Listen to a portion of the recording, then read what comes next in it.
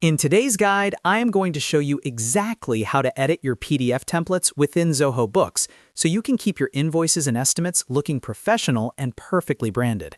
Customizing your documents is a vital step for any business owner, but sometimes finding the right settings menu feels like a maze.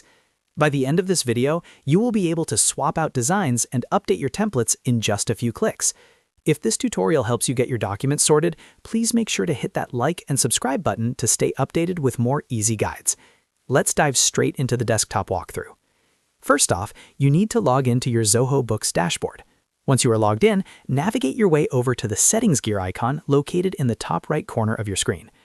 From the sidebar menu, look for the Customization section and specifically select PDF Templates. This area is your central hub for all document designs, whether you are dealing with invoices, estimates, or sales orders. Once the PDF Templates page loads, you will see a list of all your existing designs.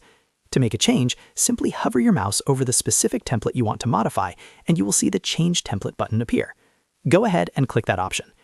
Now you will be presented with a variety of professional designs to choose from, such as the spreadsheet style or the professional layout. Take a moment to browse through these options and pick the one that best suits your brand's aesthetic. Once you have found the perfect match, click on the Select button. After selecting your new design, a final window will appear asking you to confirm your choice. Simply click on the Use This button to apply the change immediately to your documents. It is truly that simple, and you do not need any coding knowledge or external design software to make your business look polished. Now, whenever you generate a new invoice, your updated template will be automatically applied. If you ever want to change it back or explore other options, just remember to follow these exact same steps in the customization menu.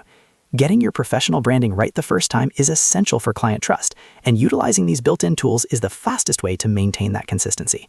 I hope this walkthrough saved you some time today.